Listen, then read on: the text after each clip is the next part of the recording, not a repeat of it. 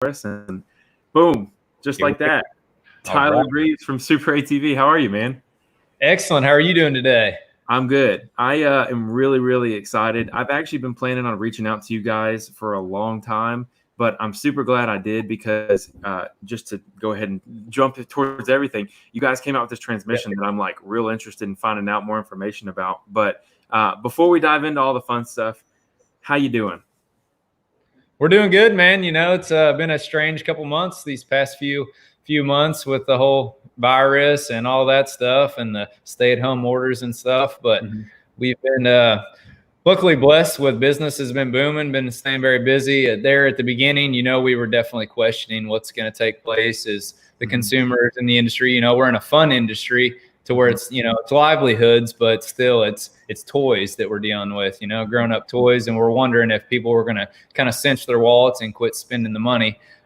So at the same time, you know, just trying to plan for you know, what our inventory needs to be and different things and trying to prep. And we also made a turn, you know, we do make all of our windshields and stuff in house, all our different routers and CNCs.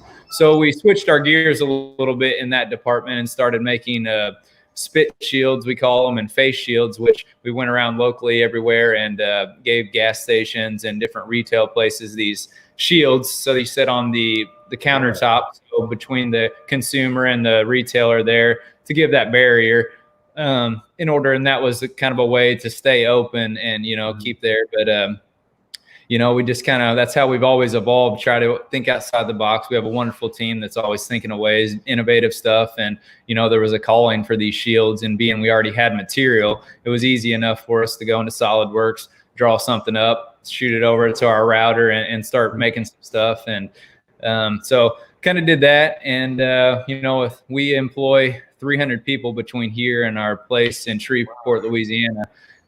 That's a big number that people don't realize how many people that we have here.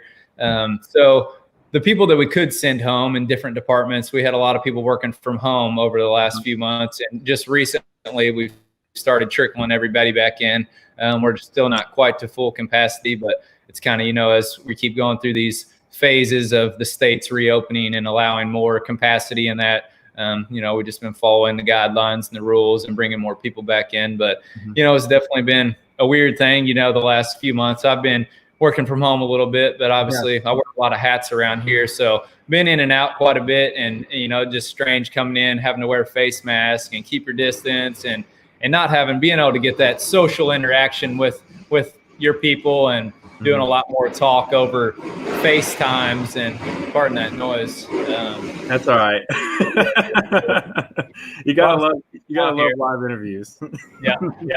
But so anyhow, just you know, it was a transition, and we can say that we've just been super blessed with the business, and it seems like everybody's been cooped up at home, so it's been a huge thing. People are maintaining their machines, so buying a lot of wheel bearings, A-arm bushings, tie rod, you know, just kind of the maintenance stuff, as well as selling a lot of bigger products. It seems like when those stimulus checks come in, some people's been buying some bigger ticket items, and it's pretty unbelievable. Like I said, we never would imagine business would be as booming as it is, and you know, like I said, it's all been good, but it's still just a strange time, and still the unknown of where it's going, where it's going to end. And, you know, seeing Polaris' CEO get on there and say that they've been booming too, but they foresee come 2021, we're going to see the hit probably where, you know, the effects of it, you know, so there's still a lot of gambling and, you know, wondering where it's all going to go. And, you know, a lot of people don't realize how big we are, that, you know, how much we ship out the door. So we have to get the meetings, you know, every day, almost just talking about inventory and make sure we have enough and don't order too much. And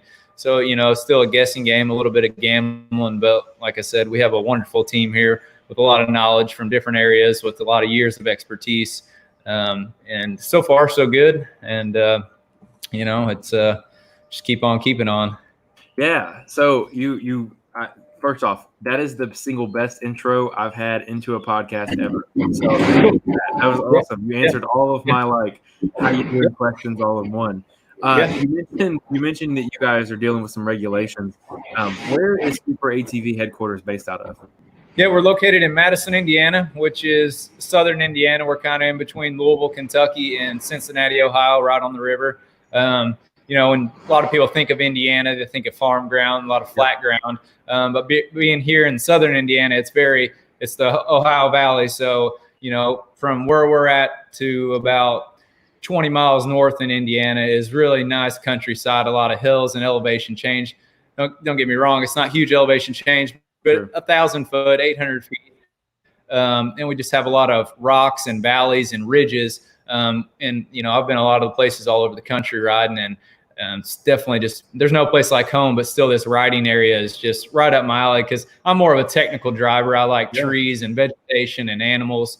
So we have a lot to offer when we can go out and test. And Harold, the owner, we have different spots around the county of different properties where we have kind of different terrains per se. We have about 1,000 different acres where we go and do a lot of testing our product. And obviously we, you know, throughout the videos, if you check out any of our stuff on YouTube or anything, we do a lot of testing in-house to really show that, you know, we don't just make a product and you use the best material and, you know, it works and hope it's good. We really put the effort and R&D and, you know, the experience, the testing, you know, is a huge part of our business, making sure that we're happy and satisfied. You know, we'll rent a high-end, high-speed camera and test A-arms where we've built this big contraption where we can put this weight up there and with physics kind of replicate hitting a tree going 30 miles an hour. And then we get that high-speed camera and we can look and see exactly right when that hit, what's kind of giving first, you know, whether it be the tube or the pivot block, and really just hone in on those points and beef that area up and just really try to, everything we do, you know, we try to take it to the next level and make sure that, you know, I can go out there and be proud to run it and know that it's not going to run. You know, there's a lot of people online that think, you know, we're the Walmart of that we just have a bunch of product, but man, we take great pride in what we do. And we want to provide quality service, customer service, bar none. We want the best and offering a great product at an affordable price. You know, our slogan's working to wow. And we truly do that day in and day out. And like I said, a lot of people don't realize that between here and Shreveport, we employ 300 Americans, you know, day in and day out. And we're all enthusiasts that everybody, you know, just loves it. And I'm very blessed to have a wonderful team. Yeah. Yeah. So I have a few questions off of what you just said. I'm just going to start rattling it off. We're going to talk about SuperATV, but I'm just going to get these out of my brain here. When you guys are designing A-arms, you know, you mentioned building kind of a system to replicate a really high impact. Is the goal when you're designing an A-arm, is it so strong that the frame tabs in the frame is the breaking point, or are you designing with like a certain fault point in mind to not break consequential parts? And that's where it gets tricky, you know, because we have some of the best engineers in the country that I would say in this industry. And you know, theoretically, I know how to write, you know, a lot of breaking parts comes down to driver error. When you tear something up, it's normal because you're being an idiot. You're staying in the gas, not letting off when you're supposed to. And it happens, don't get me wrong, but still, if, you know, I've rode every machine under the sun. We have all of them here. And honestly, I can say, you know, I don't tear up a lot of stuff. I mean, sure, I could hire a guy to go test our parts. And if you be like an idiot, anything can break. But a lot of it goes back to that. But going back to your question on it, that theoretically, I would want to design an A-arm to where if I crash, something's going to give, opposed to folding my A-arm up or you know, or folding my frame tabs, ripping the A-arm tabs off to where then I can't just replace the A-arm. I got to go in, weld new tabs on, and it might be, you might tweak the frame because it all hit so hard and then it buckled the whole front end over. And you got more problems than basically like having a fuse. If it would have just broke something on the A-arm, I could just replace it. But over time, when you try to create something like that where your A-arm is going to fail, it turns around and comes back onto us that our stuff junk. So, you know, the last 5 years, we changed that to build it as strong as you can, and it's going to be the next, you know, weakest link. The same when it comes to transmissions, differentials, axles. I personally would rather have a little weaker axle that's going to break before something in my transmission is going to break. Smart man. Smart man. But at the end of the day, that's not, you know, that it's a bad image if someone goes out and they break a rear axle. It's all our fault. All axles are junk, you know. And then so it's like, okay, then we come out with these X300 axles. where, you know, it'll literally twist 180 degrees before it'll break. So ultimately the whole concept behind that is that when it takes a shock load, the axle is able to twist a little bit. And then once that load's gone, it'll return back to its original state. You know, we put a lot of effort and time into that, but just going back to the thing there, I personally would rather have a little bit weaker axle so that if something takes that serious shock load, jumping, staying on the gas, you know, Razor 1K, you know, that's why we developed the complete transmission. Those transmissions suck. We all know it. Turbo transmissions where it's at. The 1K transmissions between the reverse chain, the snorkel gear, all that stuff's just weak and they're prone to breaking. Yeah. And, you know, you put in a heavy duty, one of these X300 axles or even Rhino 2.0, and that fuse per se doesn't break, it transfers that energy to the next weakest link. And so it's always a gamble there. But, you know, in the racer world or someone with some sense or something would rather have a little bit weaker part in certain areas of the machine where it doesn't chase and go on to the next product that's going to be more costly or more time consuming to replace. So, you know, we have the knowledge and know-how to make something break at certain points, you know, with all the testing we do. But anymore, our goal is to have the baddest stuff on the market, is, you know, strongest stuff on the market that's going to hold up. And sorry, you're going to break something else that's going to cost you more. But, you know, and it's just it depends on the customer you're dealing with. So some guys know that, some guys don't. And a lot of it comes down to educating the consumer. You know, we go to a lot of shows over the course of the year and we try to, you know, give that information out and relay that kind of stuff. But at the end of the day, we all want the biggest, baddest stuff that's going to hold up. And, you know, you keep breaking stuff until ultimately you have everything beefed up where theoretically you shouldn't break anything. But, back to your question, it's just there's a lot of new people getting into the game, and that's what's so cool about the UTVs is there's so much variety of people that you can be a golfer, you can be a foot, you know, there's sky's the limit. Grandpa can get in one, and there's so many different options and styles, and and that's what makes the industry great, and that's what sets us a little bit apart too. That we do cater to everybody. We don't just hone in on Polaris. We don't hone in on Can-Am. We hone in on every single one of them and have a wide variety of product for each and every one of them. Yeah. And you know, I want to break out what you just said, because you said some of the most profound statements you can say in owning a UTV. First, you said designing your car to break in certain parts. So same mindset. You know, when you go out and you build a car, especially one that's not made for racing, if you're going to race your car, build it through and through, front to back to every endpoint needs to be bulletproof. That's end of story. There's kind of not a question there. However, trail riding, I would, like you just said, I would much rather buy 6 axles, have 2 spares, break an axle, and be able to finish my day than broke my case, broke all my gears in my transmission, broke diff case, you know, twisted my drive shaft, all the different things that can happen. And personally, I've never broken a Rhino. I mean, knock on wood here. I'm pretty rough on my machines, and I'll say I'm pretty rough on my machines. I'm not that rough. I'm smart. Exactly what you said. It's part 2 of what you said was if you drive smart and drive with parts in mind, you can really make stock parts last a long time.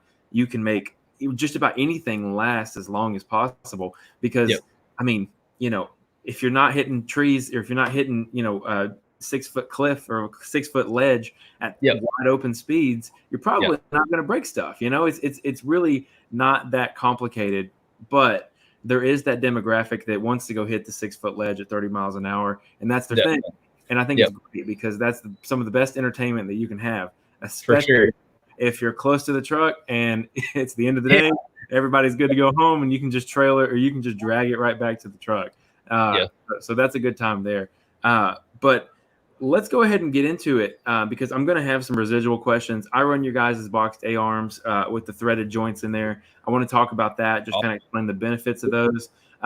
I've run radius rods. I've run every different kind of everything and every other power steering setup, everything you can think of. So what I want to talk about, though, is that transmission because you nailed it. I have an XP1000 and I put on some Super Grip ATV tires where they're heavier. They have 1-inch tread depth and they're 8-ply, and they are breaking my transmission right in front of my eyes. So much so that to the point now, I'll put it, especially reverse. Oh, that reverse is hurting. Reverse, and you just hear that little bit of metal grind, a little bit of like metal on metal slide, and it's one of those things. I'm definitely driving on borrowed time. So when you guys, we scheduled this, and then I think in between the scheduling and now, you guys came out with this complete transmission. Can you talk to me a little bit about it? What's the benefits, and why is it worth doing this rather than, for me, in my opinion, I would rather buy a complete plug and play transmission than have to get in there and do anything with that one, knowing that I'm just going to probably consequently have to do the same thing again sometime. So give me the spiel, because I'm very interested. Yeah, and it ultimately just kind of goes back to our motto that we're always just looking how to bring new things to the industry, be innovative, and something that's not like we brought anything new to the market, but we've always offered a heavy duty reverse chain, which is 2 times stronger than the factory one. It's basically the stock one's this wide, and ours is double the width. So the testing we've done, it is about 2.5 times stronger. We also offer the heavy duty snorkel gear. It's around 2.5 times stronger than the OEM. We already had all these different components. And then, sometimes when you break a snorkel gear, or even an axle, sometimes if that inner cut busts, where the housing on the left side of the engine, that'll bust, and there you're out of case half. So then we started offering case halves, and, we kind of, it's like, well, we already have all these parts that, it's kind of a no brainer to go ahead and offer it. And, to make that ease of that, you can, some people are just a little bit leery of wanting to split their transmission or something. So we're like, well, we're still going to offer those. We're going to offer those parts to the guys that want to do that. And we'll also offer a complete so that it does make it easier. You're in a pinch and you got to ride somewhere this weekend. You don't have to have the downtime tearing it down, doing all that. You could literally buy this, yank your transmission, throw it in there, and you're good to go. And still pretty affordable. Right offhand, I can't think of quite what our retail price is on that. I think it's right around $3,000. But good. Yeah, and the OEM, is right up there with that price. But this is, all of our heavy duty and all of our components on there that you aren't just putting another OEM in there. Anywhere we could on the case, the transmission cases itself, we beefed up all the different areas around that area where the case is always breaking. Beefed all those areas up. And man, they've been flying off the shelf, believe it or not. And then we just got people asking, when are you coming out with a turbo? When you come, and it's just one of those things where supply and demand and trying to figure it out. But we honestly knew they were going to sell well, but didn't know, because it's always a little bit of gamble with the bigger ticket items. When you have something where you're spending a couple $1,000s, it's just, you never know. And we did have to invest a lot of money into developing the case and all that. We have multiple CNCs where we're cutting out our portals all the time, and then it just turns into, what are we allocating our CNCs to? Are we be doing portals all day today, or are we doing transmission halves, or so just another one of those things. But been blessed with, like I said, a lot of people are buying these complete transmissions, and it's been going very well. And if you're definitely in the market for one, and have had a lot of issues, keep breaking different things. And that's the worst part. It isn't too bad to getting in there and replacing a reverse chain if you break it, or a snorkel gear. And sometimes you get lucky where you don't have to replace a case half, but it seems like 7 out of 10 times when you do break something internally, more than likely it takes one case or the other, and then you have to buy, a case half. And before you know it, you're already up to $1,000 just in replacement parts and that kind of thing. So, and then a lot of people, like I said, there's a lot of people new in the industry that aren't mechanically inclined too much. And so it just makes it a little easier for them to, if you got a little extra money, man, I might as well just buy a complete, and then you could potentially have spare parts that you didn't break, or, there's options there. That's it. And really, so I consider myself mechanically inclined now. When I first started, you could have told me to put a 15 millimeter, and I would have grabbed the steering wheel. Like, I was the most uneducated, had no idea. Only reason I know how to work on these things is because they break. It is what it is. Definitely. But what you said was, you guys are selling these. I mean, you guys are selling these like hotcakes, because I actually do all my research before we have the interview, and I noticed you're out of stock on Yeah. every single option. Yeah, pretty much. Option. And it's amazing. Yeah. It's great for you guys because it's super smart of y'all. But I noticed that you guys also offer a gear reduction choice in there as well. Yep, 3 different ones. So basically, your factory one, we have a 12.5 and then a 25%. So yeah, then you have a little bit different options to where, hey, I'm a guy in the South that I'm running bigger tire. I broke my stock one and I don't have portals yet, but I want some gear reduction. So while I'm at it, why don't I just go ahead and get the 12.5, or why don't I get the 25?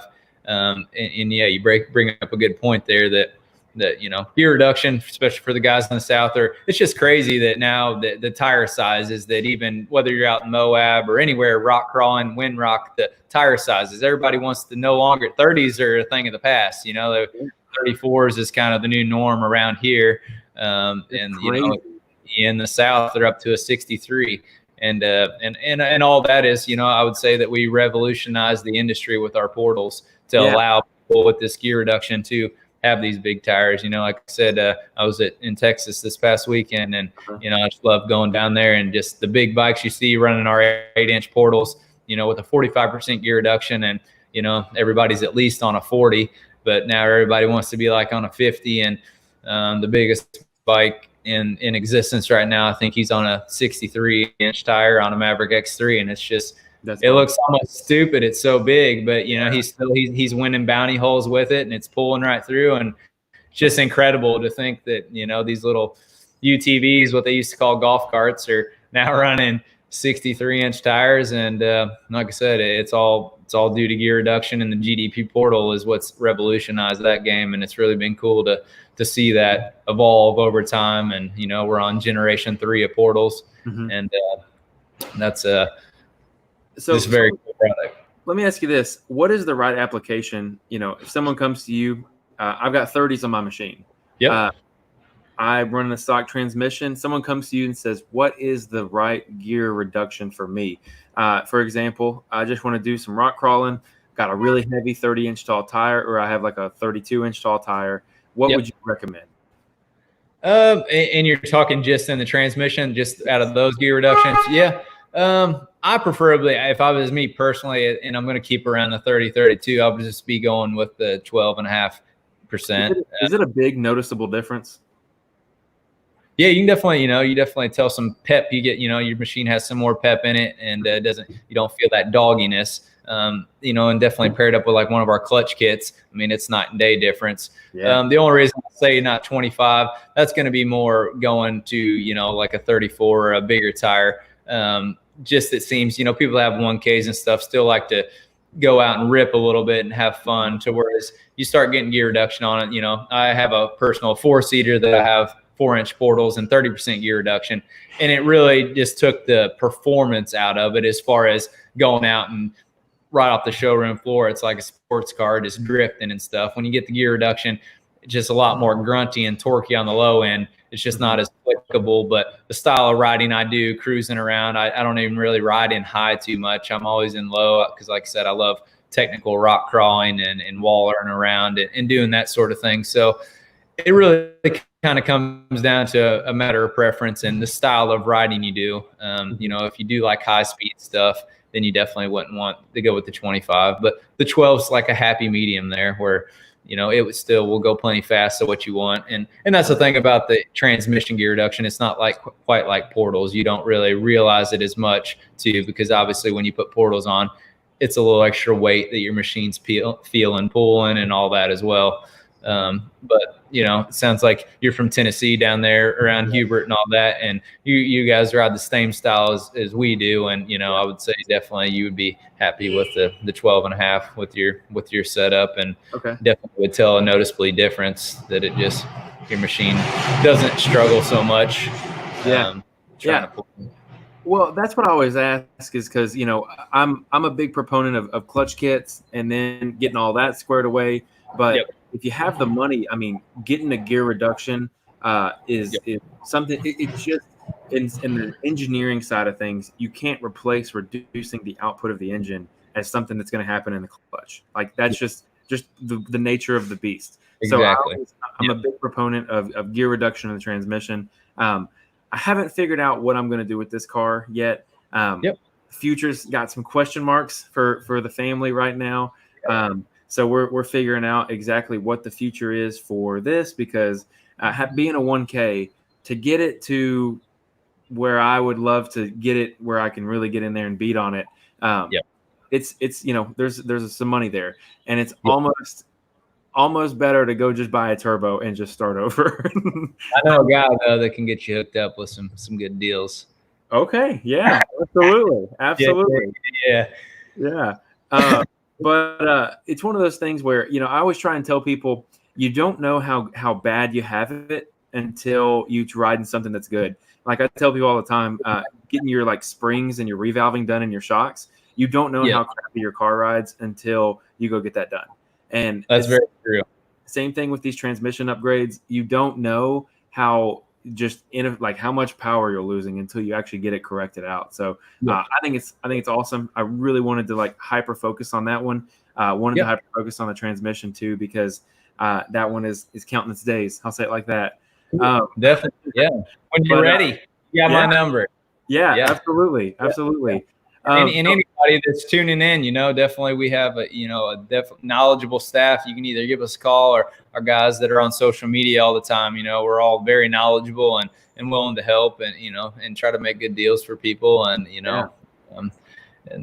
just love seeing the industry grow and making that.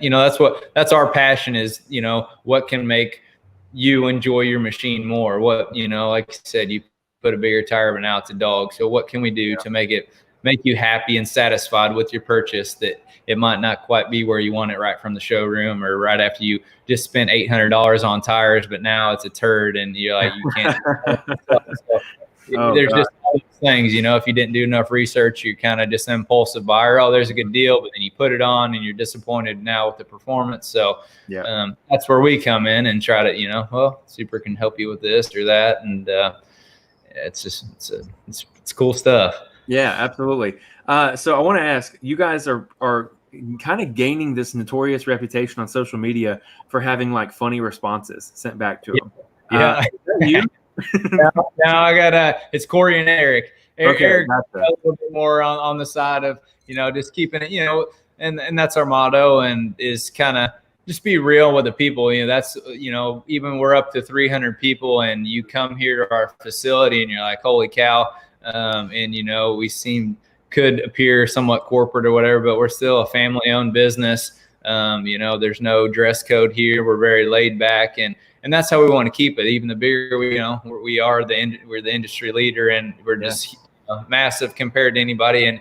But we want to keep our roots, to where we're from, and keep that image. And like that, those guys making those comments is just trying to be real with them, and not so suit and tie serious. And as you see, people, it's humorous that they're like, man, that's cool that SuperATV, is such a big company, would take the time to answer to me, and that not just be like straight to the point, all sound, all proper. And that's what we try to do when I go to the event. I'm not all suit and tie dressed. We're one of you guys. That's how we all are. We just have a passion for it, and just being real. That's what. There's too many people in the world right now that aren't real. They try to be, they're not. And this is what we are, and don't try to hide anything. Just we love, eat, sleep, breathe it. We have the shirt that says it, and it's our lifestyle. No doubt, it's what this whole UTV world is. It's a lifestyle. You're in it or you're not. But if you're not in it and you get in one and ride it, you're going to be one of the if there's places around to ride or whatnot, that isn't their downfall for people that might live in like areas that are more popular, that don't have riding areas. But even if you do, there's tons of people that live in neighborhoods that have them, and you have to, go to a riding park or different things. But and that's what's cool about it, is there's just so many options and so many different riding styles. And, there's a lot of states that allow you to ride on the road. In Arizona, you can just drive it to work. You can ride around. So, and I think we'll continue to see the evolve of that. And I hope it doesn't go too far, because when we start getting a little bit more into like taking it more into a Jeep, because I know like getting over 1,000 cc's, you have to comply with different tie rods and different things. And then it's going to turn it into more of a Jeep, and they're not going to be as capable as they are today. So there is a little bit of a gray, not necessarily a gray area, but wondering where these are going in the future. And I just hope they don't make it to the point where they're too much automotive style and turn into a Jeep, because we all know, and nothing against Jeeps, they're capable, but they're nowhere near capable what a UTV is, even right off the showroom floor. No, not at all. I could take okay and blow people's mind to where it would go if you're not familiar with it. It's pretty impressive. It is. Yeah. I come from the Jeep world, so I'm living testament to that. I spend way too much money and way too much time. So I have something that is way more fun, way faster, and we can climb way more for half the price. And the Jeep's still a huge market there, and it's just cool to see the more of those guys getting into this. And like I said, they're the guys that used to call us golf carts and all that kind of thing. And it's just, a friendly rivalry and all that. But, there's just different areas around the country that the Jeeps are still very prominent. And, we also have another business called Primal Off-Road that we kind of started back in the day, where we offered some axles and did some different things, because there's a huge market to be had there. But Super's just blown up so big, they haven't really invested any of our resources to venture down that road. So there's always the option, because that demographic's huge as well. But it just seems like kind of like, I'm very passionate two wheels. I love dirt bikes. That's where I grew up, always riding them. I still ride them today, but with the saying, with age comes the cage, and just UTVs are hard to beat. I like that. When you start getting older, hitting that dirt on a dirt bike, hitting the ground, it hurts. Whereas you can pile up a UTV pretty good, as long as you get your seatbelt and cage on, and good chance keep your hands in, you're all good to go. But super cool. Yeah. So one thing I want to talk about is the portals. You guys have pretty much introduced the first functioning portal, the one that actually works. Granted, all portals require maintenance. It's just it's another thing. It's another piece to maintenance, things like that. But you guys have seemed to nail. You guys have it down. I'll say it like that. I know guys that are still running Gen 2 portals that are doing amazing. How? I know. Let me think about it like this. How many of the portals are being used outside of the mud scenario or the mud scene? Let me say it like that. It's been growing tremendously. We teamed up with Slick Rock, and they just love them out west there, and we knew we had to get in with somebody out west that does the more rock crawling and stuff. I've been out to Moab and that style stuff, and Kurt and Jake and those guys, they're diehard enthusiasts too. And that was just a really kind of a pivotal point, kind of getting them on board with us and doing that, and then just showing how much they have potential pretty much anywhere, even on the farm, different things. It really helps a machine. But obviously we kind of started our name in the mud, and it was first geared towards the mud. And then, being here in Southern Indiana, which is more, the rock crawling type trails, kind of riding while we're testing here, just like, wow, these are pretty awesome for the style riding I do, even though it is gear reduction. Like I said, takes that performance kind of out of it, as far as just a race car kind of feel, ripping around. But crawling over logs, crawling over rocks, crawling up ledges, the portals just tremendously help. And then that's where, over the last 2 years, it's just really, you can just look at our sales map in different states of where they're going and selling. It's just really cool to just start seeing them start to explode. And I think it would be even more, but once again, it goes back to, it is a high ticket item that, people are not necessarily leery to buy, but it is a big investment. And you want to make sure, like, going back to saying you bought something and it turned your machine into something you might not have wanted. So, there's a little bit of a learning curve, but, I'd say 8 out of 10 people that buy them, they absolutely love them. And it might even be a 10 out of 10, but I think a lot of that is just more having Slick Rock on, us doing more videos on it. It's more just consumer education, trying to educate them what they do, how it helps you, and that it really, truly, it helps the machine overall, not only just giving you the gear reduction, but it takes all that extra strain off your axles, off your drive shaft, off your transmission components.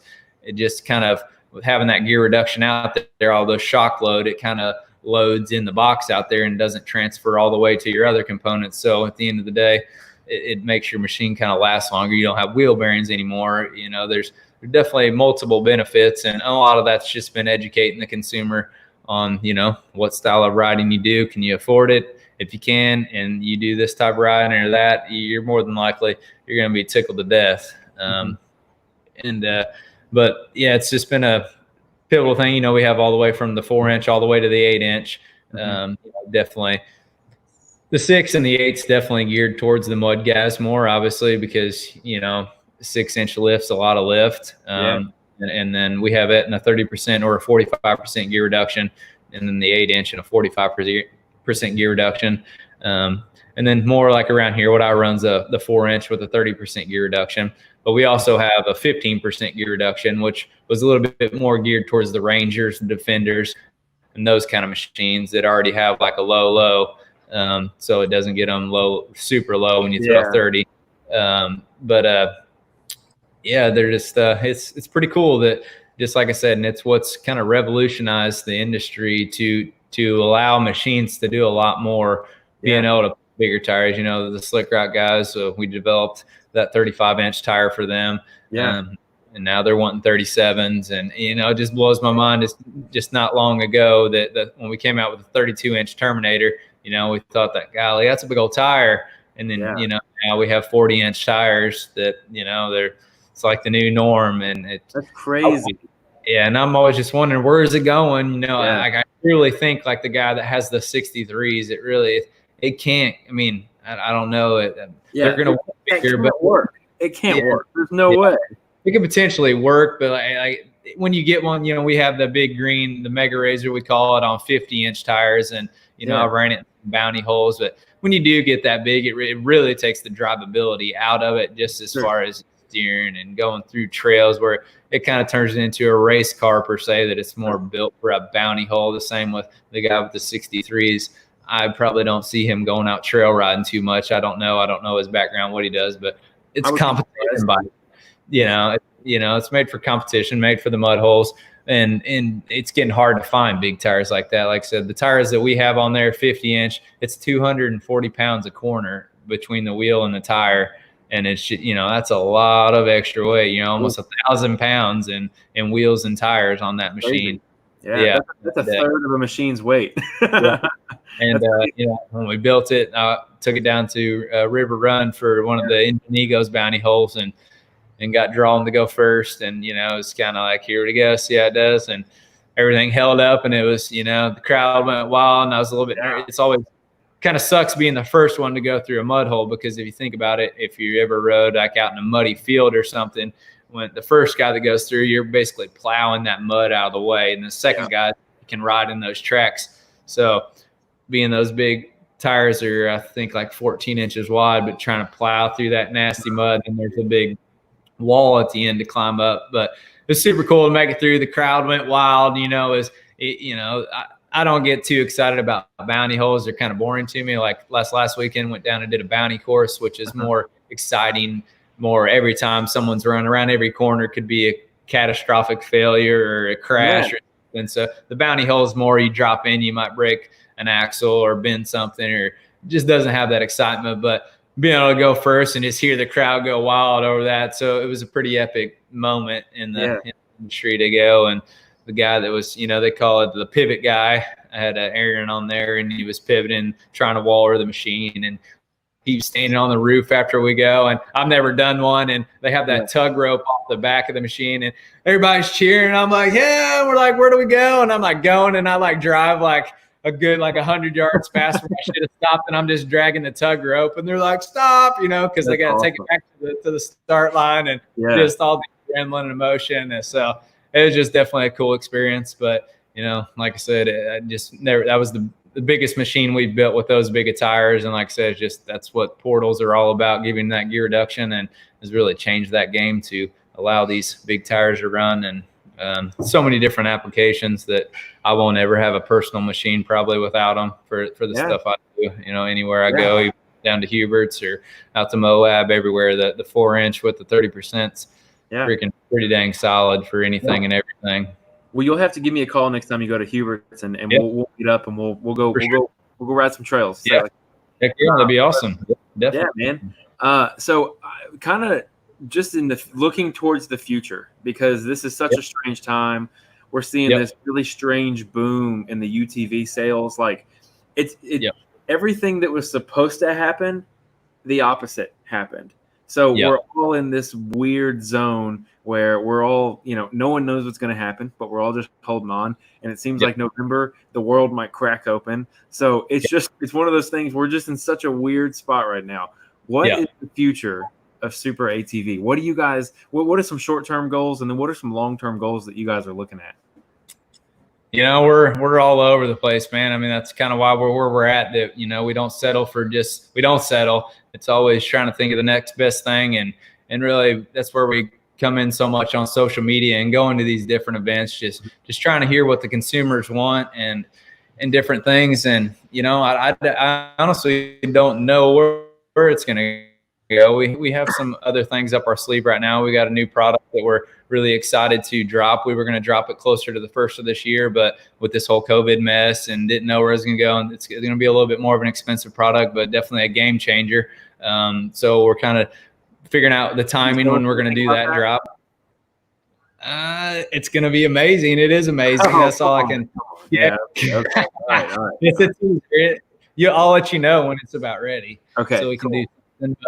But we, like I said, we always try to have a couple things up our sleeve, but this whole mess of the COVID and all that, the money spending and kind of changes the game. But, it's kind of just hearing what the people want. And that's where it just gets a little different, that we cater to all these different machines so we can stay busy with, that if we get kind of caught up on some certain things, then, with the KRX being out now, the Talon out, that we can kind of go back on them, give them a little more attention, because obviously Polaris, Can-Am definitely still have the market cornered. Those are where the big sales are going. They're the ones out of stock right now, their machines at the showrooms and all that. So, they're always our top priorities of stuff. We always have guys commenting, when are you going to come out this for the Talon or the Pioneer or this? And, just kind of a little bit of pecking order. It's not that we don't want to do, but we only have so much resources. And we're always, like I said, it seems like before all this mess, we were hiring like 3 people a week. It's just trying to keep up with demand and bring new engineers in. And, we have, I think,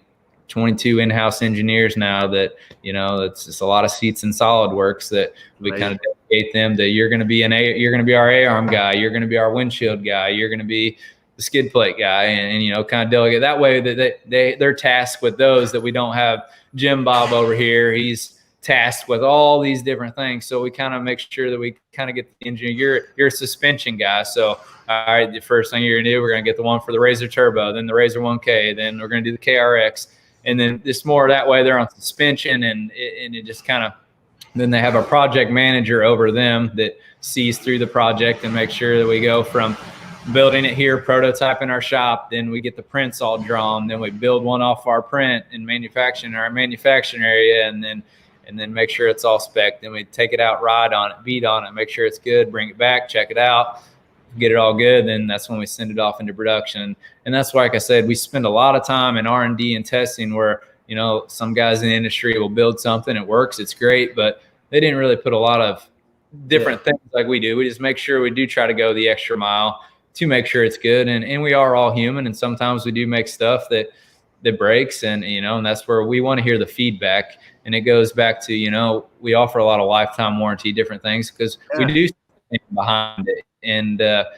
And what doesn't necessarily irk me or anything, that we just want true feedback too, that how'd you break it? It didn't break backing off the trailer. It didn't break when you pulled out of your garage. Like, we truly would just, if it's got a warranty, it's got a warranty. We want to know what you did to break it. That way that we can discuss it amongst our team with the engineer, that what they were doing to break it. And we're just trying to always get that message across that, we don't build products sure, we're making money, but we're not building it just to make money. We're building it to make the industry better. And we want to make sure that we are offering you a legit badass product, pardon my language, that comes with a good warranty and is affordable.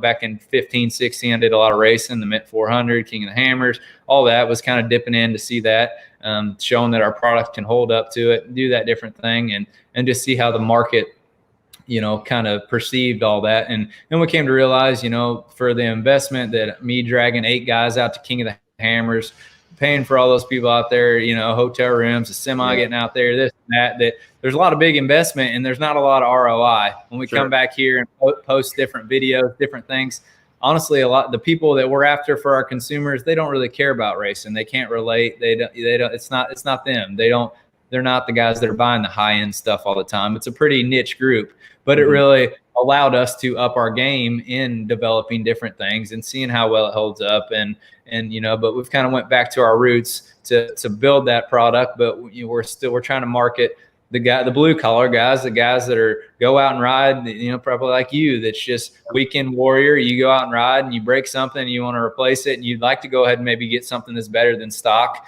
but it doesn't have to be the best of the best. But that's still our motto. We still want to be on that caliber of the best of best, but we'd rather have the best customer service in the game and a good warranty and a good price. That seems to win. So it's all been a learning curve, and things are evolving so fast. In 2007 is when the Razor came out. 2008 is when it kind of started taking off. Then 2010 they came out with the 4-seater. And that revolutionized kind of the thing that now you can take your family, get your people in there. My wife hounded me for years, like, when are we going to get a 4-seater? When are we going to get a 4-seater? And I only knew one guy at the time that had one, and it was like driving a short bus through the woods. And he just he couldn't keep up, and it was just like, I don't want that, because I'm an aggressive driver. I like driving fast. I'm not, and the trails I cut around here, I like to keep them tight. It's almost like a built-in speed limiter, but it's also, it makes it technical. And I was like, he's always backing up, he's always wallering around. And then when the 1K 4-seater came out, one of my good friends here, he bought one and he was able to keep up. And I was like, well, it must have been that guy couldn't drive that had one before. And that's kind of what it came down to. He wasn't swinging the turn as far as he could and really just looking ahead. And he just kind of gave me a bad impression that the 4-seaters just weren't capable. Once you put a driver in there, I was like, wow.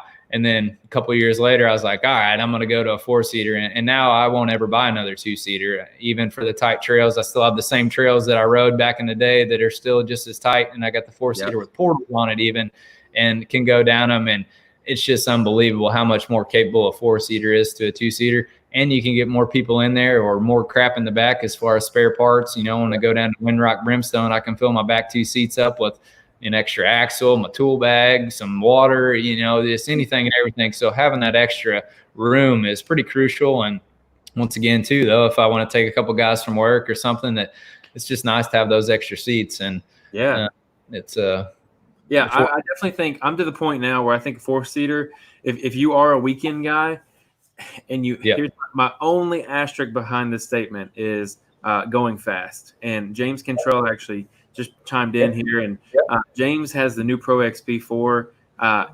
It goes fast with him. It looks like it maneuvers well with him, but that's been my only caveat to it. It's just like the maneuverability on like something like a short track or something like that.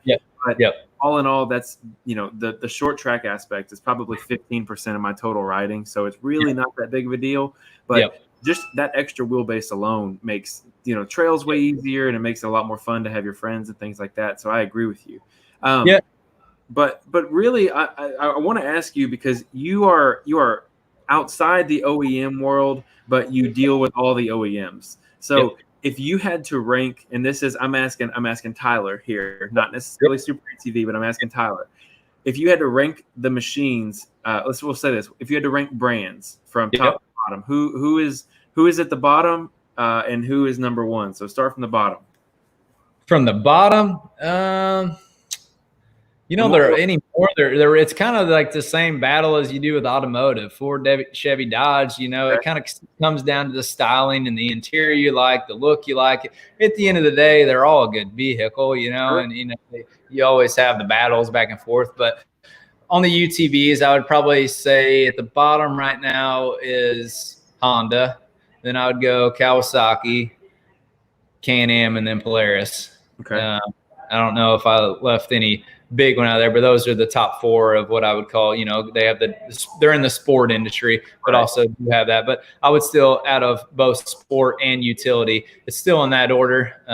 Can-Am's coming on strong. I have to say, we bought the 2020 RR with the 195 horsepower, and that dude's a bad boy right out of the gate. I built the sand car for it, and I'm looking forward to. We're gonna probably take it up to Silver Lake Sand Dunes, which is that's the closest to us to go do a photo and rip shoot. You just see a lot more Can-Ams winning a lot more stuff here recently.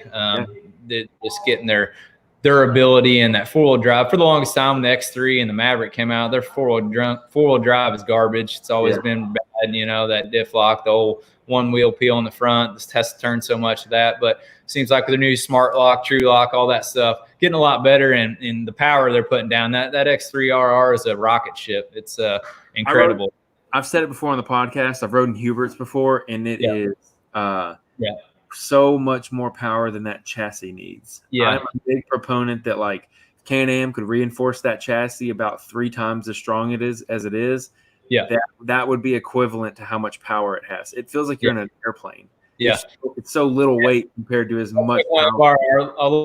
Our local police officer's on a ride. He was over here. I was getting a vehicle I purchased, been checked, and we were kind of he loves coming up here and looking at machines. And I was like, here, hop in this one real quick. And I've drove a lot of fast sports cars and different things, and right out of the hole, put that thing in 4-wheel drive on the pavement, and that thing is a rocket ship. That it's just pretty incredible. And that's kind of where it goes back to the same with tires and all that. Even when the Razor 1000 came out, I was like, man, this thing has plenty. I mean, you don't ever need more. You really, for the type of riding I do, you can't ever put all the power to the ground. But, all of us guys, we always want more, give us more power. But truly, you never really use the machine's full potential, even, a 2018 Razor Turbo, unless you're in the dunes or somewhere like that, which, that's where they cater to a lot more. It seems like, a lot of this stuff was based around more dune riding and the travel and all that, but have proven to be wonderful all over the country. But that's always what's in my head is where is Polaris going? Where is Can-Am going? What is going to be the cap? And I know the cap's always been this 1,000cc limit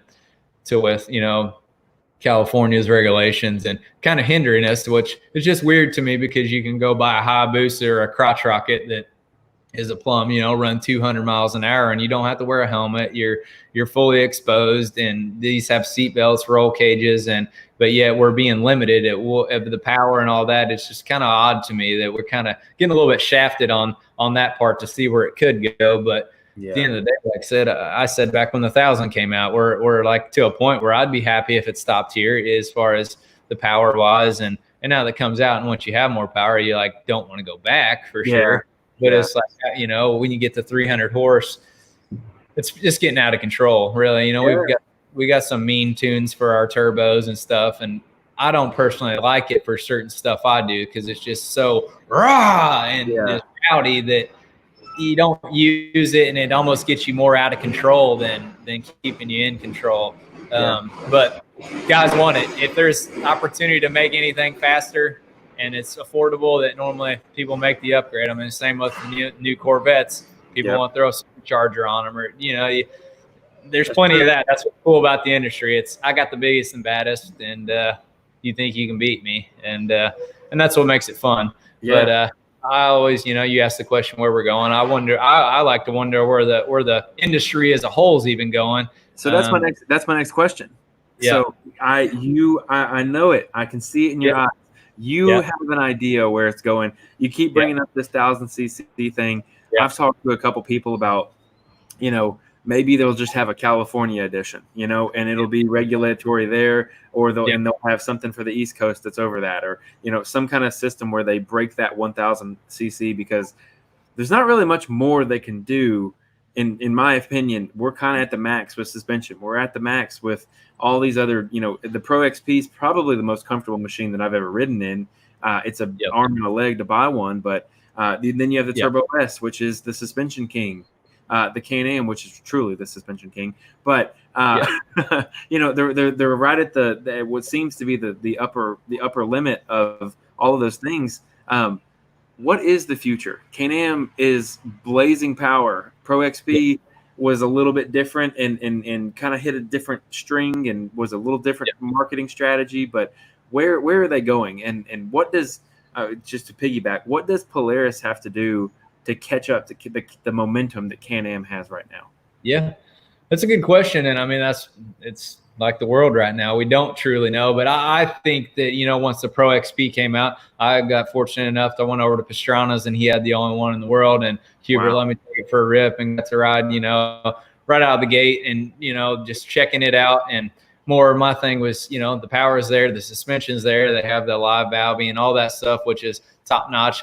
I really think kind of the industry moving forward is getting more tech savvy, where it's, back in the 70s, you had muscle cars that we were in the muscle car stage. And now we're coming into this new era of it's all technology where you can't even work on a new Corvette hardly, that I think they're going to start redefining the insides. Like you said, the Pro XP is comfortable, has built-in nice DAD, the speakers all in there. It's just a little bit more automotive feeling in there. I think they're just going to start getting a little bit more. Like I said, it has plenty of power. Because they also have to tread that line of safety too. They're worried about people doing donuts and, the whole Rhino lawsuit back in the day that rolling it over. So when you start getting more power and more of these new users getting in that don't have any experience with any kind of throttle control doing anything, like the RR, it's not something to let somebody hop in and say, here, go take a rip, especially in two-wheel drive. Even anybody here, I don't feel comfortable just saying, hey, here's the RR, go take it for a rip. Because, I mean, it will get out of hand in a hurry, especially if you're in somewhat of a slick surface. It's in two-wheel drive. It is when that turbo hits, it's ripping. Yeah. And so I really think they're probably pretty close to the power peak. But I mean, we said that back when the 1000 was out. But I really think they're just going to really start redefining the inside and just making it a lot more comfortable. Because all the razors, all the they're all very chintzy on the inside, and they just don't look very appealing. They're not really the most comfortable. But the Pro XP's definitely coming into it, but it can still be even better, Yeah, agreed. It can always be better there. Yeah, and I personally don't really care for the look of the Pro XP. It's growing on me a little bit, but I think the X3 looks a lot better. It looks a lot more aggressive, has a lot better body lines, and has that power. I find the person that would disagree with you on that. Let's get them on the show and let's see what's wrong with them. Who hurt them?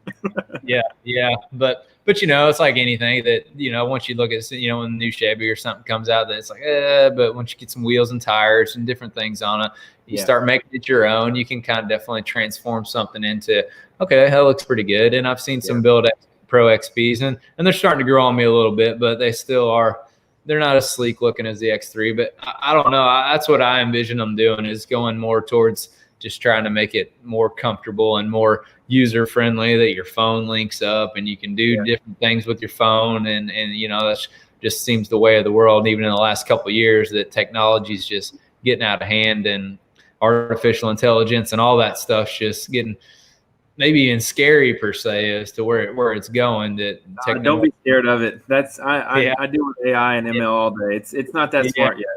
Yeah, but it has potential, But I think that's just the future, is more stuff that is tech savvy and making it more comfortable and investing more of their R&D into the comfort. And they got the telescoping wheel and different features of that sort. Because like I said, I mean, they both have top of the line suspension. I really love the dynamics where you can go from comfort to firm depending on what you're doing, and truly can feel a difference. When it first came out, I was like, this is kind of just a little bit of a gimmick. Sure, you can feel a little bit, but not much. But the more and more I rode it, it's definitely is a game changer, being able to just go from that comfort to firm depending on what you're doing. And it makes a difference. And, that's pretty crazy that at the flip of the switch, just how, some shocks are able to change that valving out and make that happen. And, and then you throw a set of aftermarket springs on there, and, it's like riding on a cloud, even through a rough creek bank, putting on comfort. And it's just like, and then you have some aftermarket seats, and people that ride in my machine are like, golly, dude, this thing's like riding on a cloud, just smooth sailing. It's pretty impressive that, it's really, I don't know. I don't know where it's going. I just think that that's probably where it has to. Like I said, the power in that RR is unlike anything I've ever felt. And it's to the point where, like I said, they have to start being a little bit conscious of the power for just Joe Schmo. It's the same with crotch rockets. A young 17, 18-year-old kid goes to buy one. That's what makes a bad name in the industry when he goes out and kills himself, because he wasn't he's not educated how to ride it. He just rode over his head.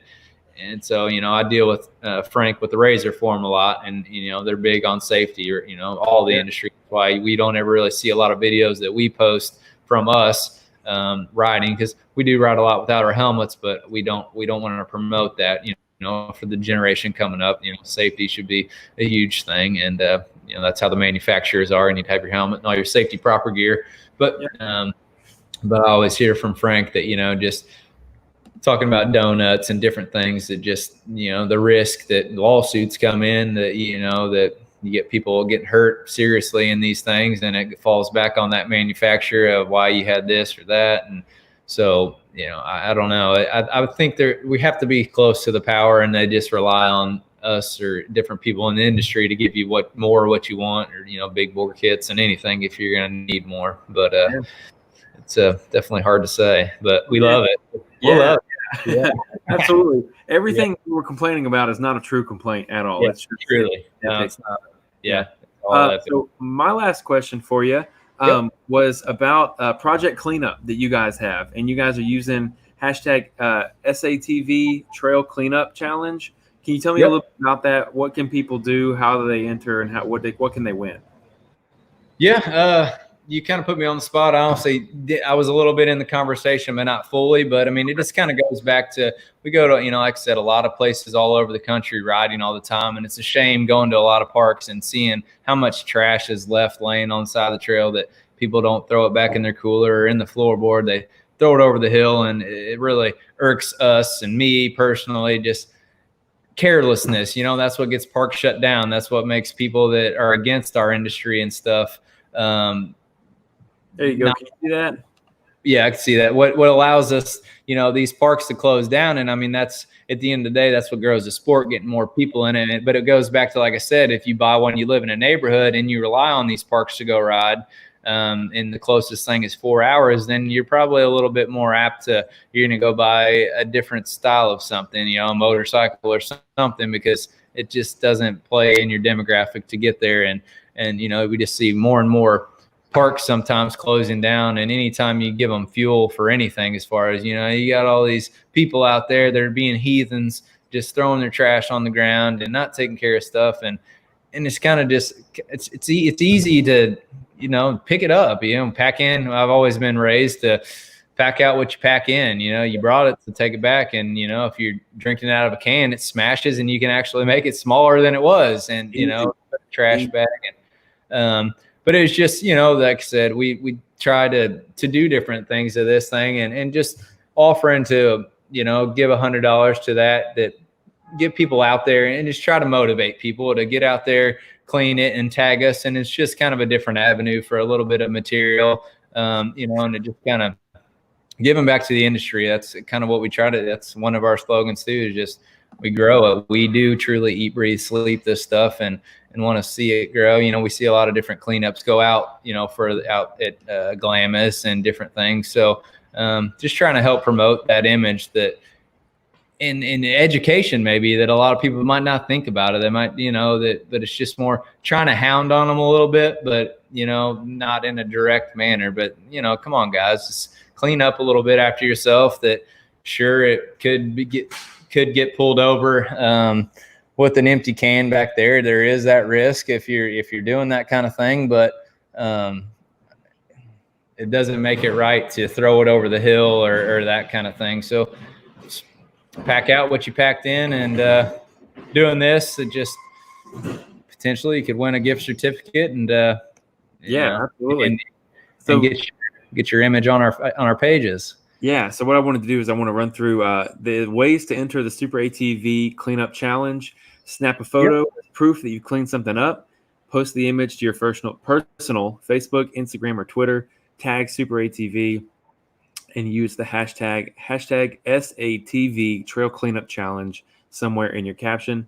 Once you've done that, you're automatically entered for the month, and you can find on the social media, SuperATV on all the social medias. The winner will be chosen at random for the 30th of each month from June to September, and they'll announce the winner on all the social media platforms. So be sure to keep an eye on the feed. Now, the reason I wanted to bring that up was just because I think it's a real cool initiative.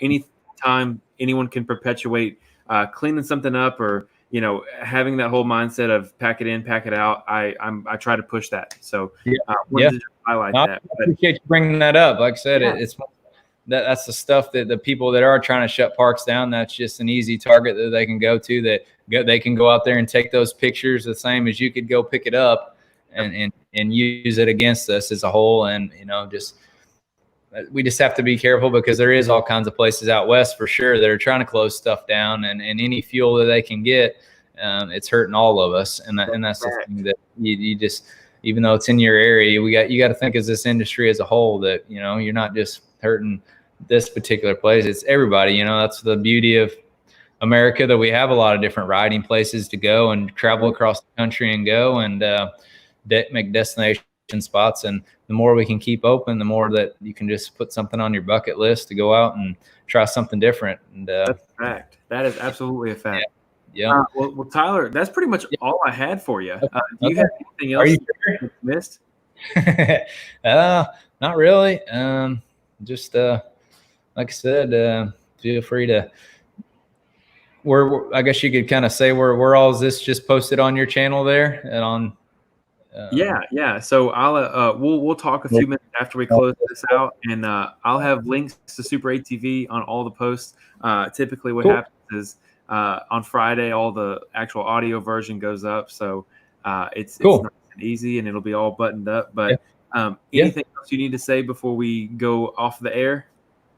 No, more just on any of these videos or posts you see. Definitely, as always, feel free to comment on anything, and I'll be sure to be looking myself. I sometimes don't personally reply, but one of my guys or something, and have the input there. But any ideas, like you said, products, we're always open to input and love ideas. And even if you're having a problem with something, speak up. I also just hate the internet just seems always used for negativity, where I just encourage more people to whoever the company may be, but try to give more people praise, that you were satisfied with the product that you're running or something, and try to. So there's plenty of negativity in the world. And try not to bring it into our industry. It just more, it just seems everybody that has an issue with something, they want to first get online and tell about their experience and how bad it was. And they sometimes don't even give the manufacturer the time of day to make it right before they just want to get on and rant.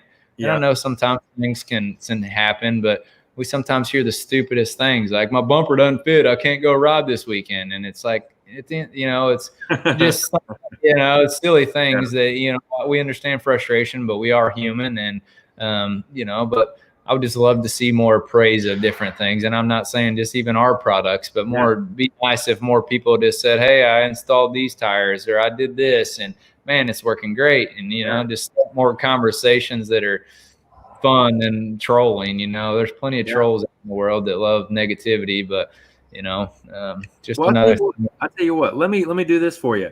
So let me reorient this just a little bit. Those are your doors right there. And I had never run your doors before. I will never have a race without those doors, because they're like a hidden gem. I didn't even know that you guys carried those. Did a little bit of research, found them. The price point's really great. Got them on, super easy to install. They don't rattle for me. They are awesome. They've taken a tree hit already. They're doing great for me. Cool. I'm already so praised of the Rhino 2.0s. If anyone asks me, racer, not racer, I personally think you can run anything on a Rhino 2.0 as long as you're a smart driver. That includes hitting hammers and everything else and in between. And also your boxed A-arms. I'm running those on my car right now with the threaded ball joints. Awesome. I've already beat the crap out of them, and they're doing great. So if I can offer you any bit of praise or give you a little bit of uplifting for your day, cool. Man, you've got awesome parts. You guys are an awesome company, and it's so nice. One of the reasons I like doing the visual version is now people have a face to think about. When they think about SuperATV, they'll think about you. They'll think about Laugh Friends. a lot of times, Sorry, I had to look at my mug. Oh, no. It's good. It's good. A lot of times we forget that on the other side of that, that little box that pops up when you talk to somebody, we forget that there's a Yep. person on the other end of that. So it's Exactly. always great to have a face, a name, and everything in between. Yep. So I'm thankful that you took time out of your busy schedule, because I know you are in high demand at SuperATV. You're always going, and I just appreciate you taking the time.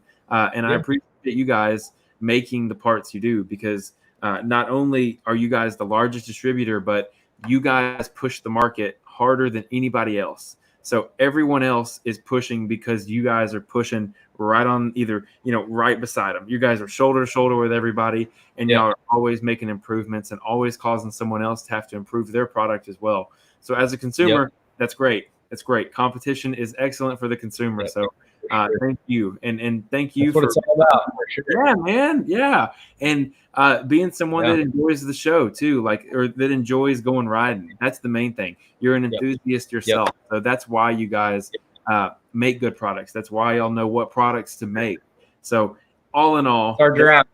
If we're satisfied, surely the consumer will be. We truly, like I said, go out and beat it, and that's how we got started. Just trying to figure out how to make it better. But what you're going to need out there on the trail to make your experience better, and to be able to go push the limits and have fun with your buddies and your family, and super cool stuff.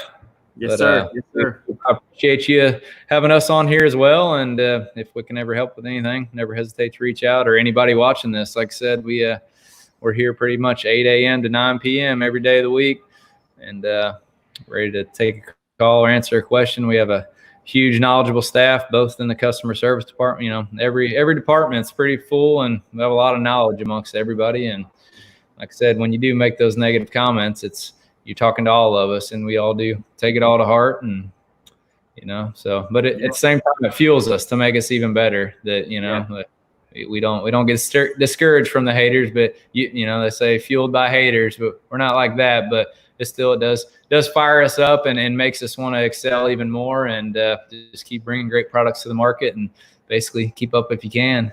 Yeah, buddy. We'll close on that note right there. Tyler, thanks for being on the show today, and everyone else, thanks for joining us. Again, if you're listening to the audio version, give us a like on Facebook. Make sure you subscribe to the podcast, and it'll all be great. Thanks, everybody.